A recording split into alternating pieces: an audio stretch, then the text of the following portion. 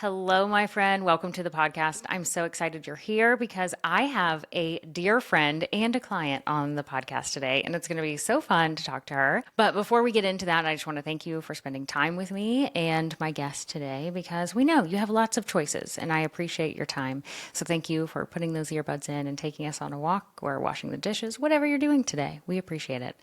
And now I get to introduce you to my friend and client and so many other titles I feel like I could give you. But Amy, thank you so much for being here today. Thanks, Amanda, for having me. I'm excited to be here with you. I am too. I feel like it's been a long time coming, which I feel like I say that about a lot of my guests because I get to know people and I'm like, I need to have you on the podcast. And then it just takes time because of life. Well, if you do your job right, your schedule is full of great podcast guests, so it takes a little bit longer. That's true. And you know this because you have a podcast too.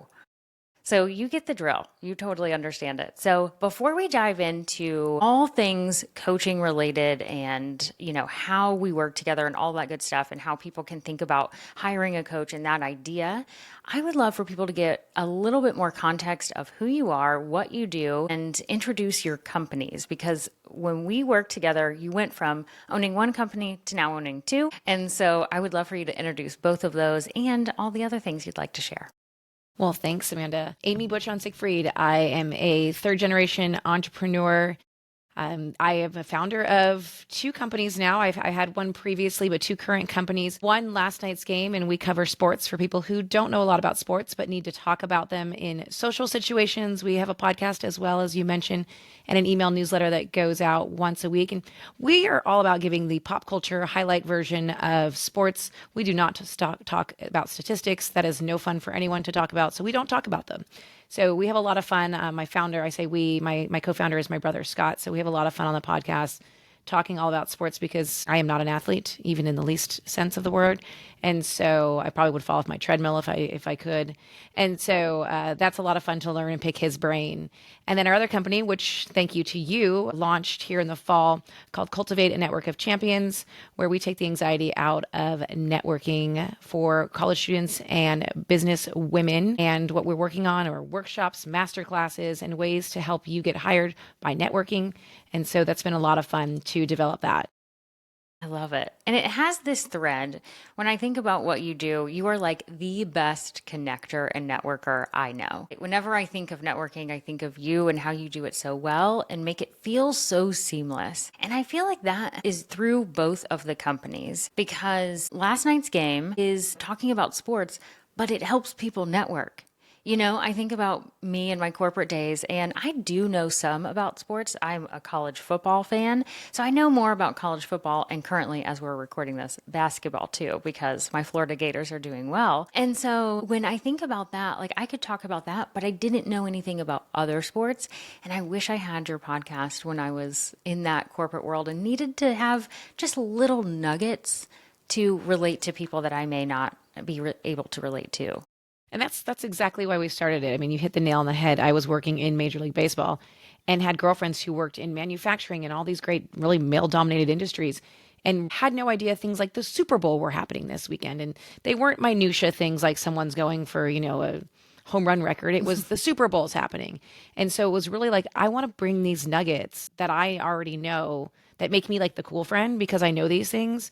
And so I want to bring these nuggets to them so they can win in their lives too. And that really it's, you're right. It's all about the win really. And that connection point, because that's how you make those. I mean, you get invited to go to different things because you have a connection. They have something to talk to you about. So it's all those little things add up.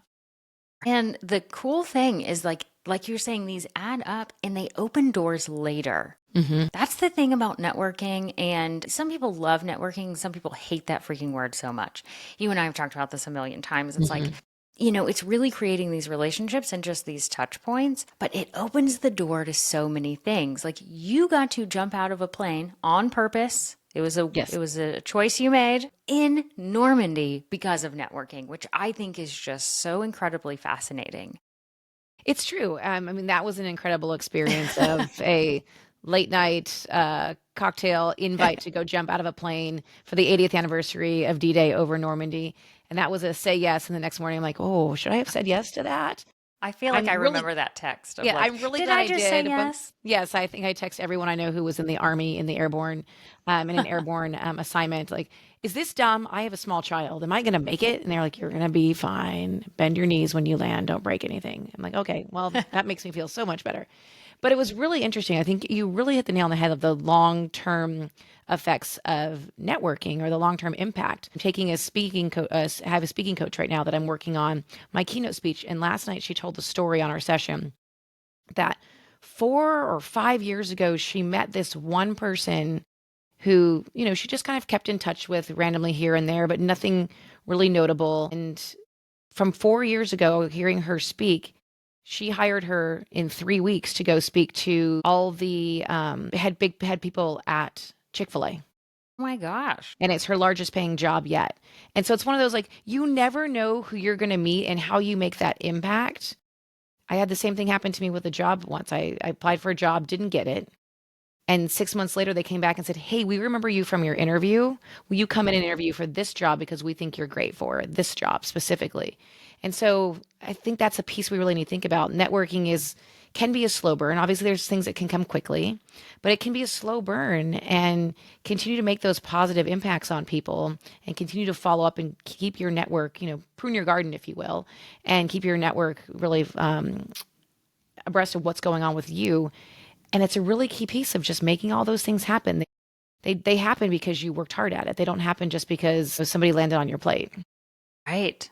It's so, so incredibly true. And I just really appreciate that lens of looking at it. And this is how you teach. And I just love, and we're talking about this, and I know we're going to get into the coaching part, but I think it's so important to highlight what you do, obviously to introduce you to everyone who's listening, but also to say, like, this is why everything has worked, is because you actually care about what you're doing and you have a passion for helping people do this thing. And I'm not saying that everyone has to have like a deep seated passion for every single thing they try to accomplish in their life. But when we have that conviction and that strong why, it helps you push through the hard times that are inevitably going to come your way. And so, how do you think that passion for helping people have that relationship building networking idea and how it's created, how do you think that is the passion for that has helped you follow through on the really hard days? It's really interesting because I actually had my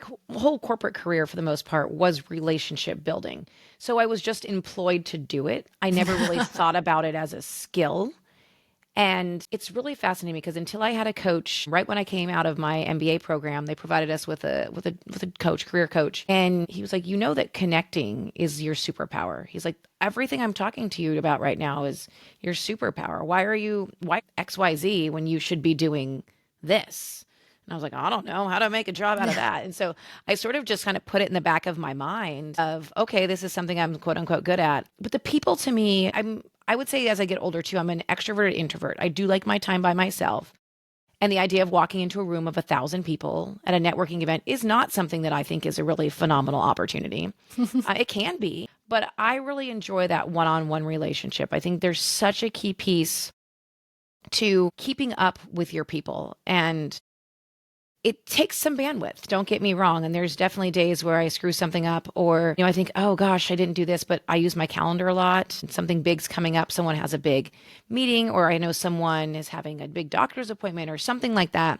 I put that on my calendar, just a reminder to check in with them, because it's those little things that continue to keep you in someone's life too. And so I feel like there's just, to me, that's where I've achieved all of my job promotions. That's where I've came up with a concept and had people hire me for my first kind of out on my own. I'd gotten laid off, and during my time and my work that I was doing, everyone kept saying, I wish I could afford to hire you. I wish I could afford to hire you. And so what I did is, when I got laid off, which I knew it was coming, I was like the 7th round of layoffs, and corporate world fun. Yeah. And I thought, okay, well, what if I piece these 3 people together? And so it was that network that said, okay, well, I'm back to you now. Let's piece these together, and maybe you can't pay me as much, but they can pay me a little bit more, and it all works itself out to be a salary. And so it was really something that network throughout my career and throughout my life has sort of helped me. And I've moved a bunch in places where I knew no one. And so I always had to start over. It's kind of fun to reinvent yourself. No one knows who you are. And so that's kind of fun. And Hmm. so for me, it was just that concept of I've got to start over. I've got to figure this out. You learn to meet people, you learn to make friends, fast friends, and you get rid of some of them along the line. But because of that, that network is just really that piece that's kept me afloat through my life and kind of kept me sane, really, because that's a key piece of just my personal sanity is talking to somebody else during the day that's not the UPS guy dropping off a package. I love my Right. UPS guy, don't get me wrong. Yes. You're so right. And, those friendships we build along the way, and sometimes they're for a season and sometimes they're for life. Hmm.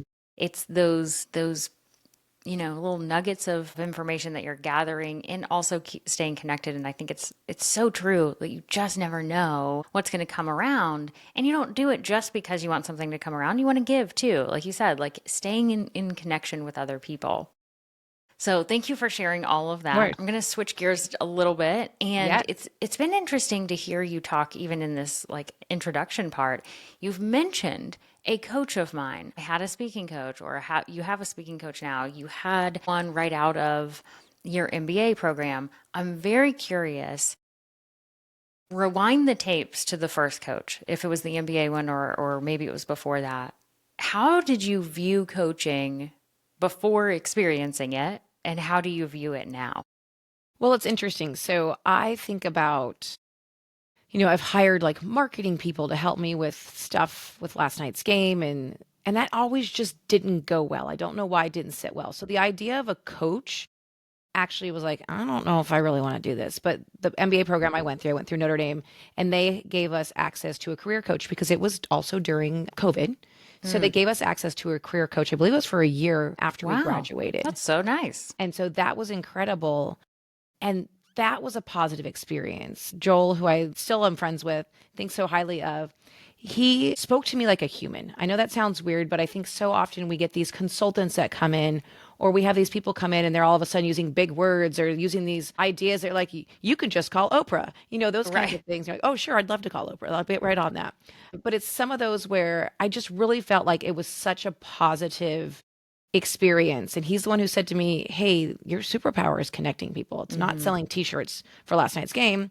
Unless you're into fashion merchandising, it's really the people.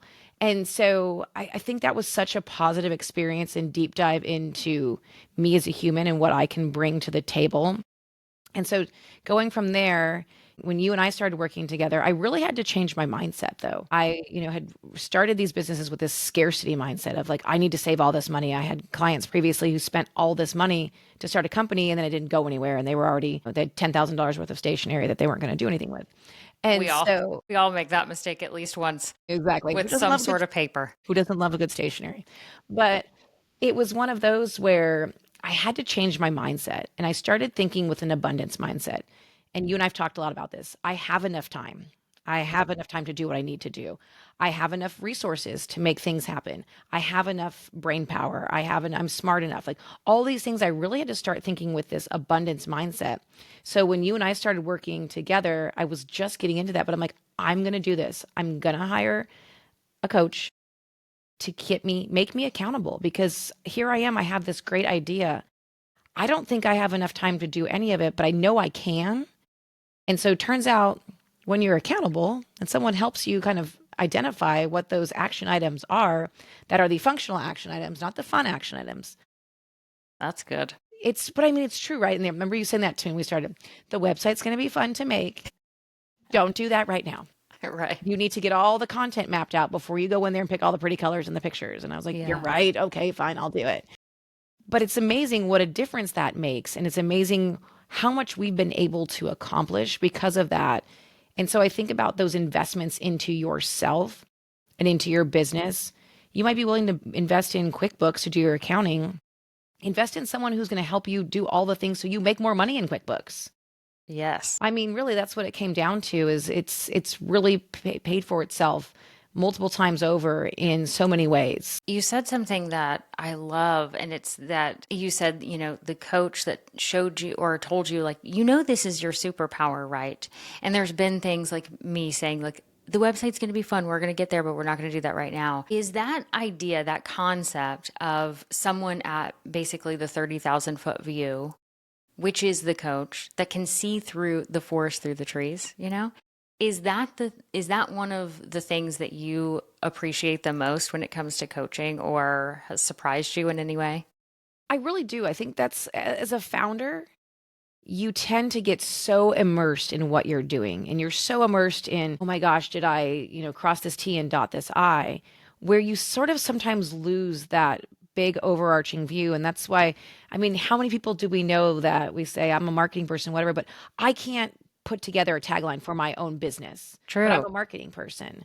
And it's like, when it's not yours, it's so helpful to have this perspective. So for me, and having a small team and really driving the bus myself, it's a key piece to have sort of a partner in crime to say, whoa, whoa, whoa, come on back. We don't need to worry about Facebook ads, because I think anyone listening who's taken on a big new project or taken on starting a business, I said, I joked about when I first started last night's game. It's like driving down a road and having people throw stuff at you. It's just like ideas, ideas, ideas, ideas, ideas. And you're True. like, oh my God, what am I supposed to do with all of these ideas? And so this is a really great way for you to kind of focus and hone on what's really important. And so I think I do really agree with you that that kind of 30,000 foot view is a huge piece of keeping your eye on the ball. Because really what we're trying to do is, if we're really trying to start something, we're really trying to do something or make something happen, whether that's a project, whether that's a business, keeping your eye on the ball and the problem we're trying to solve is such a key piece of that. Not all the other ancillary stuff that's happening. The things being thrown at you. That's a Right. great analogy of like thinking of that visual of a car driving down a road and things being thrown, but that driver being like, I'm going to go here. I've I'm got going to to go go here. here. I don't need all the tomatoes and the lettuce and all the other things the vegetables that people are throwing at me. I don't know why it turns to Right. vegetables, but it is in my Yeah. mind. And Who knows? so, yeah, it's keeping your eye, like keeping straight and narrow. And it's so odd, because you think about what you see in the news and what you see on social from a founder. But realistically, those streamlined founders who have their eye on the ball are the ones who are successful. And they may pivot and all those things, but they really have their eye on the ball. Right. And it's so hard to keep It's so focused on hard. that. That is one thing that I've gathered from you because you always say, Amanda, you keep me so focused. And it makes me think about like asking you this question of, I describe myself as a coach all the time and I help people be accountable to the actions they want to do so they can achieve the goal they want to achieve. But I'm curious how you would describe me as a coach and maybe not how I would describe myself, because I think that that is something that anyone listening to this podcast, like, yeah, they might be considering me. They might be considering other coaches, which is totally fine. I want us to all find the coach that works for us. But what did you want coming in and what did you get once working with me that maybe was even a little surprising that you didn't even know that you needed? I think what I wanted was really just someone to help give me direction, help keep me on task. Mm-hmm. As you know, there's a lot of moving parts in this head, a lot of things happening. I think that was really amazing. And the one thing that I think to me is a game changer is, I feel like you're a partner in crime with me on Mm, this, that you're in it going, nice. okay, you know what? I've got this idea. Let me send you my notes from this thing, or let me send you this. And so like you're not just saying, hey, I really think that you should go find yourself a payment processor. Good luck. You're saying, okay, hey, here's the couple I've seen people use. I like this one. You don't have to use this one, but here's a couple other options. And so it's kind of those things. I mean, realistically, let's think about it from a different perspective. If someone hired an interior designer or a Mm-hmm. wedding planner, right, you're hiring someone to bring you a couple, like keep you sincere, right? If I'm planning a wedding and I want a boho wedding and a farm wedding, and all of a sudden I'm looking Mm-hmm. at things like a glamour Hollywood wedding, the wedding planners be like, okay, you gotta like get it together and kind of piece it together. Let me give you these three farm Mm-hmm. options and you see if you like those. And so it kind of, to me, helps steer me in the right direction. And the one thing that I really like to do, and really is a big, huge game changer for me, is we go through like the action items for the week. Mm-hmm. And it's like, okay, call this person, set this person up, set up this payment, whatever it might be. Mm-hmm. And there may be five things, which on the list of all the things I have to do, five things is not that significant, but they're key things, but also they're achievable. And so every week when I fill out my form before you and I meet and say, here's the things I've accomplished this week, I'm like, damn, I accomplished all these things this week. I am Right. so good. And some of them, like I said, are time consuming. They're admin heavy, but they get done. And knowing that I have to be responsible to you next week and get it done is also that big push. As a journalism major, a deadline is really good for me. Right. Yeah. I mean, most people work well with deadlines Hmm. and that's why it works. So thank you for sharing that. And speaking of kind of how we work together and, we look at, okay, here's the overall goal. That's the first thing we did. And then we week by week outline exactly what to do. And I think that's something that maybe people get a little confused by. Well, oh yeah, you can create a weekly plan. Well, we do kind of have a rough plan when we go into it, but every week we're looking at, are you traveling? Hmm. What other commitments do you have? Is the kiddo out of school? Hmm. Let's Again. call the truth over here Yep. of how much time you have. And we look at it and we adjust what's on your list for that week so it is more realistic. Absolutely. So let me just rattle off to you, not that you don't know this, but to everyone listening, they don't really know what you've accomplished yet. And so when I looked back, so we have gone through 2 full cycles of 90 days. Hmm. So it was back in 2024 and the beginning of 2025. And so let me just tell and brag about my friend and client, Amy, over Thank you. here doing amazing things. So last year, you launched a new business, and that's really what you were like, Amanda, I want to do this thing. Can you help me do it? And so you wanted to launch that business. You did. You launched it, and you had your first masterclass, which had 42 people signing up. And I remember you setting a goal that was much lower than that. And I said, I think we need to aim for 50. You did say that. Yeah. And you got to 42, which I believe, like, if someone said, did you accomplish a goal or not? Like, of course, we set the goal at 50, but I pushed for 50. You wanted Hmm. it to be less. So I'm really happy with that. I know you were too. But encompassed in that is you created a website. You did have to come up with all that copy. You have a brand identity. You created all the tech systems in, the freebie, the email list, all of those things. And also, this was coming up on the holidays because this was late August to late November. You traveled twice before taking off time for the holidays, and you're a mom, you're a wife, and you ran another company. And that was just last year. This year, you kept the train going. It was amazing. It's so amazing to see this. You rebranded the podcast, which was something we had talked about last year. You implemented this year. Increased downloads by almost 2%, which sometimes we see these percentage numbers and that seems low. It's amazing to increase by Growth is 2%. growth. Hey, I'm Yeah. taking it. So 2% is awesome. And you continued to implement the sustainable marketing plan that we created for the new business, which was really important. You increased your email list by 2% on that one as well. And you're already at 17% of your revenue goal for the year in the first quarter. So you've done all of that while also being a mom and a wife And and a children never friend. going to school in the spring. Yes. Right. And all of those things. And so you were able to do all of that. And I'm just curious, me rattling all of that off, like, how did you feel as I read that? And like, do you think, I don't want this to be a leading question, obviously, because do you think you could have done all of those things without support on your side? No. And I'll tell you why, because I think I could have done them. Mm, I wouldn't have known even to what systems to put into place. I would not have had the concept and the experience that you have that's just totally different than mine, similar but different, to share some of that wisdom. But I wouldn't really have had the push, right? Because would tend to do the things that are outward facing hmm and not go doing the inward facing.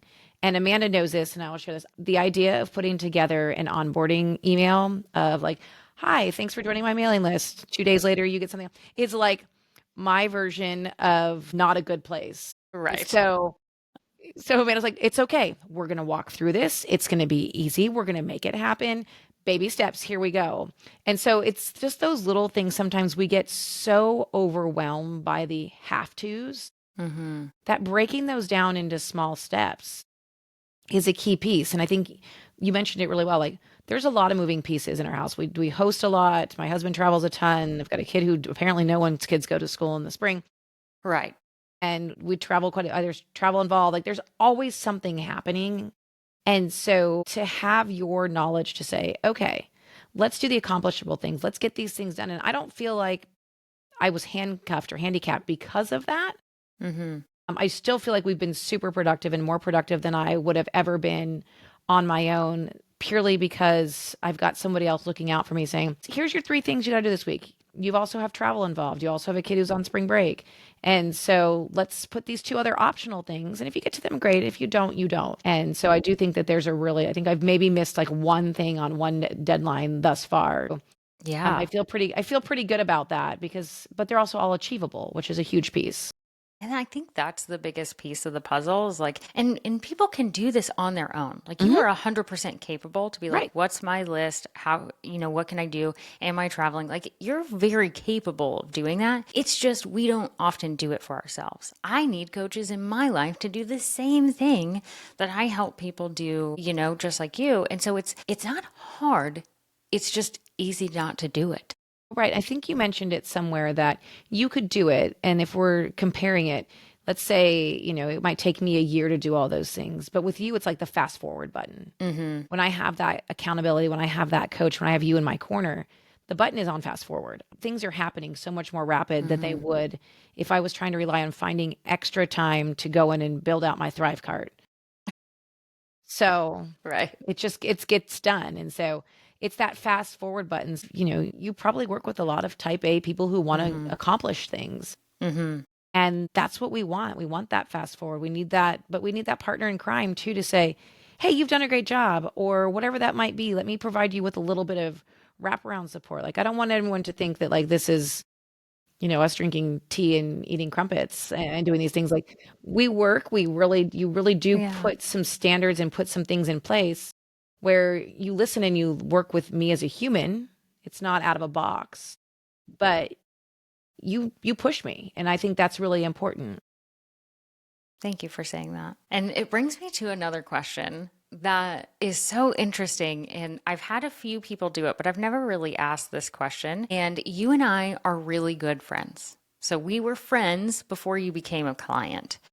How was it navigating that thought of should I hire my friend as a coach? And how did you go through that process?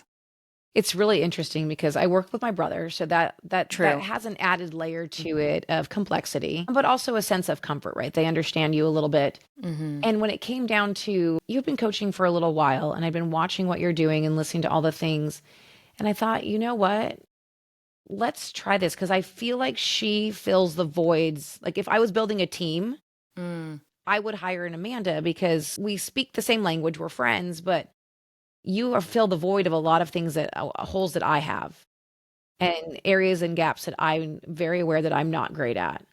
And so for me, it was like, okay, I think those things that I am always astonished with, I'm not good at those things. So let's come in and have her fill that blank. And so I do remember us talking in the meeting like, hey, I know we're friends and this terrifies me, but I really think that we should work together. And so I don't know, opening that door of the, hey, just expectation wise, I know we're friends. So if this is a hard pass because we're friends, Mm-hmm. let me know. But it does help a little bit because I think you have for me, you have a perspective on a lot of the things that are happening in my life, and you knew my business is coming into it. So there are definitely some things we worked on, like goal setting, that I was like, oh, this is like a therapy session because all of a sudden I'm having to come up with things and I'm like, I don't know why I do this.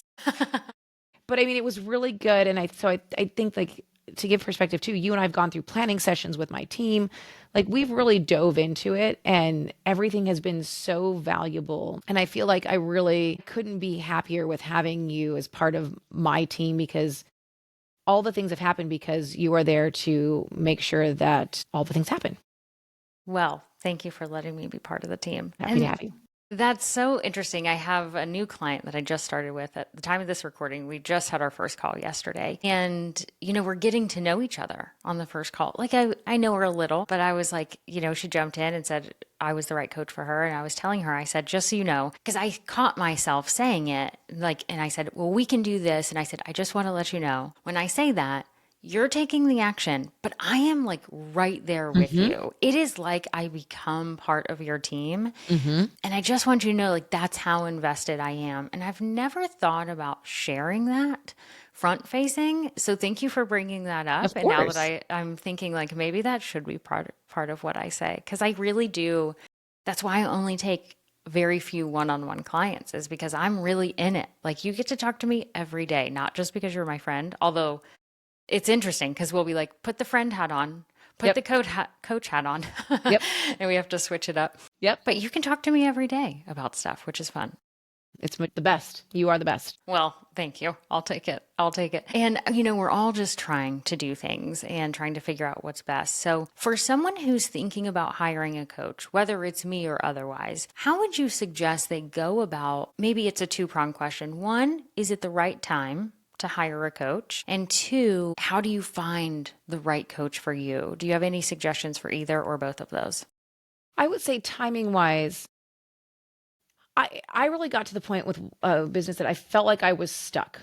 And that's kind of what's really spurred some of the initial stuff out of school was like I just really felt like I was at the end of my knowledge base and I needed someone else's perspective.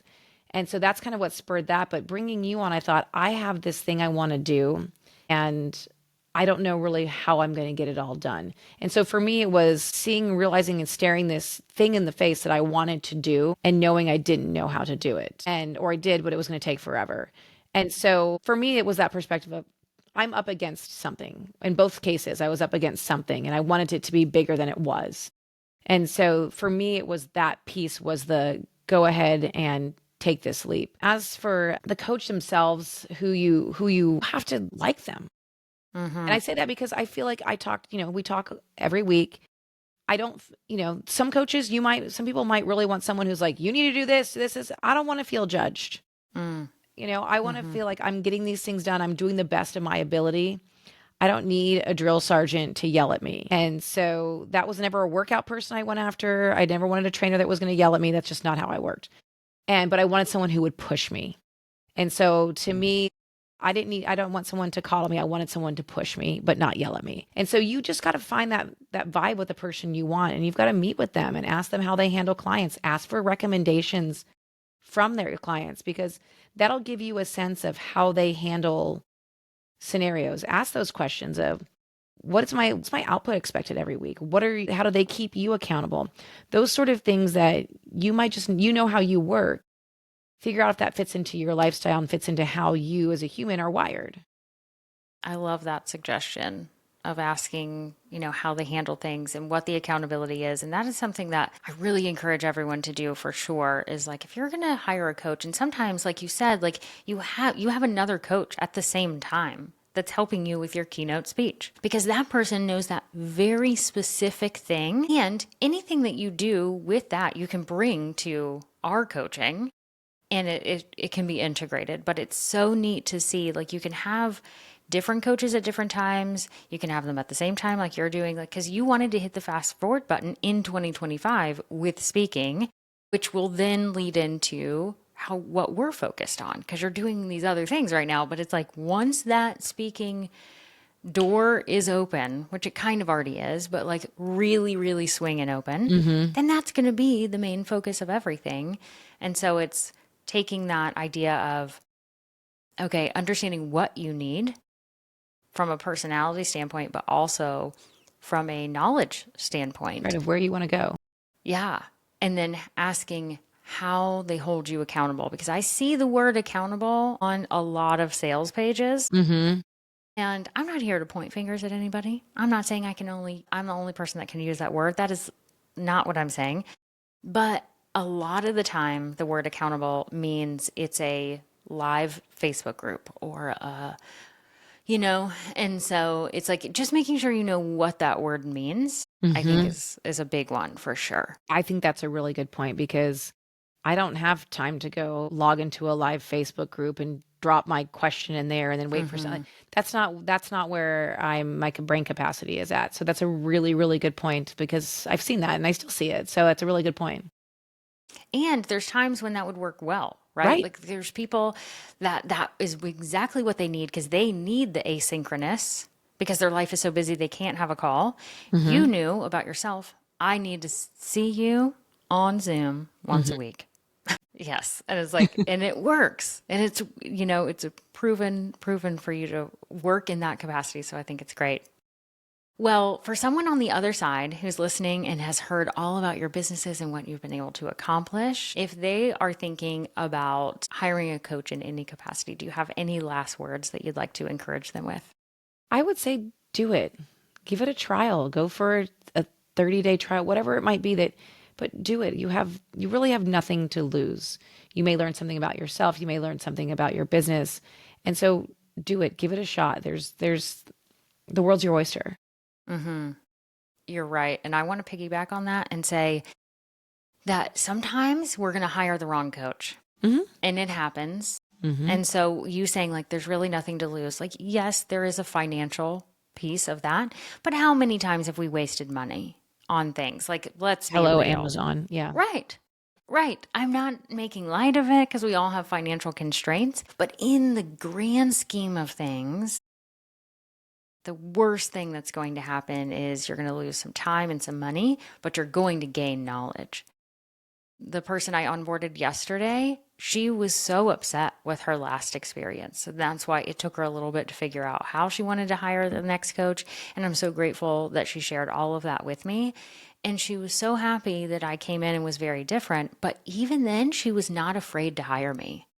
She was like, I know that coaching works, and I just happened to make the decision before that didn't work well for me. But I learned what I needed. And so she knew she needed someone more like me versus what she tried to hire for. Yeah, isn't that amazing? It's an unfortunate learning experience, but that's also a kudos to you for saying, okay, let me come in here and not make those same mistakes and help cultivate you to be who we need you, who you want to be and who you see yourself being too. Yeah. And I just, it's because I attract clients like you, like her, that are honest with me, because then I can be the best coach that I can. Right. And so it all comes to the honesty. Amy, thank you so much. Thanks you for being on the podcast. Thank you for being a great client and a wonderful, wonderful friend. So I know everyone is going to want to find out more about you. And I want to encourage everyone to connect with you because you are amazing at connecting and networking. So everyone has to learn from you. And I want everyone to go get all the free stuff, sign up for your email list. So tell them where they can find you. So we are Last Night's Game is our podcast. You can find us on all your favorite listening platforms and YouTube. And then Cultivate, a network of champions. We are Cultivate Champions on social where, yes, you can find all the fun little tidbits and love. And then the networkofchampions.com is our website where there's a great free download of 45 conversation starters, which I highly recommend putting in your back pocket as you go to different events so you can have some great questions to start conversation and build relationships. Yes, and I second that. So I'm going to shout it out even louder here of those 45 questions. It is amazing. You also have a part of that download, which is it's a background for your phone that you can put in save as a photo. And myself and Michael have used that screenshot of those questions at networking events, and it's fabulous, and we cannot recommend it enough. Well, thank you. I appreciate you guys. Thank you so much for being here, Amy, and for everyone listening. Thank you for listening, and I hope that you have a wonderful rest of your day, week, and keep being accountable.